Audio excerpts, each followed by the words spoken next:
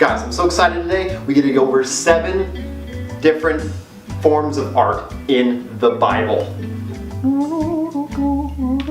Okay. And rolling. First thing, God created. God created the heavens and the earth. Right out of the gate, Genesis 1:1. This is so important because this is defining for every art that we do. All of creation was created to glorify God, and by extension, we get to create to glorify God. And a lot of our inspiration comes from creation. Music. Guys, music is everywhere in the Bible. One of my favorites is, of course, the Psalms. We have David, who's this amazing composer. He's creating all this amazing music. We use this music today. Still, in our churches, we have modern renditions of all this incredible music. Architecture. Who can miss architecture in the Bible? We have, of course, first the tabernacle, which was created by men, but instructed by God, directly instructed by God. And we have this indwelling of the Holy Spirit on the craftsmen as they create this temple, which is the tabernacle, which is the reflection of the temple later, which leads us to the temple, which is also an amazing architecture.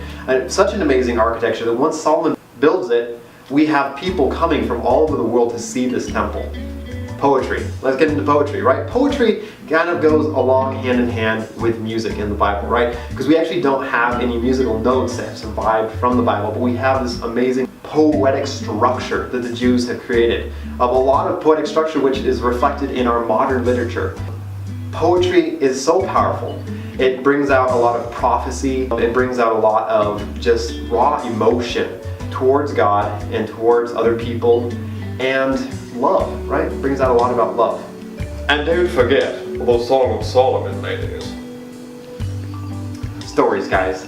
Like the whole Bible, come on. Stories are important, and I think this is something that we all need to realize. The reason the Bible is written in a story is because it helps us remember all the truths that are just packed in there. Monuments. Monuments is one of those things that we find all sequentially through the Bible. We have people building altars. We have Jacob building his monument to God to remember the place where he had the dream of the angels coming down from heaven. We have Moses building things.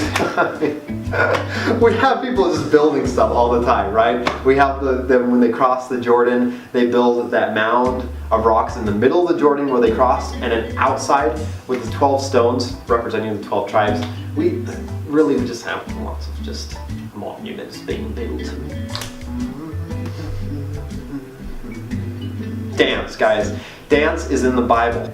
Dance is this very important part of worship. It's almost like this bodily response to music and just the glory of God.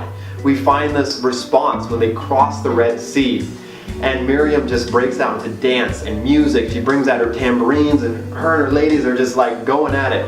We also have this moment when David is just overwhelmed by the presence of God, and he just starts dancing in the streets, and just his clothes just falls off. It's one of those moments in the Bible, and his wife is like, oh my goodness, these are 7 ways that we found in the Bible where there's art. And there might be others. If there are others, guys, leave them in the comments below. Let us know, so maybe we can cover some of those. Guys, art for the glory of God. This is what it's all about, right? So remember to like, comment, and subscribe, and see you later.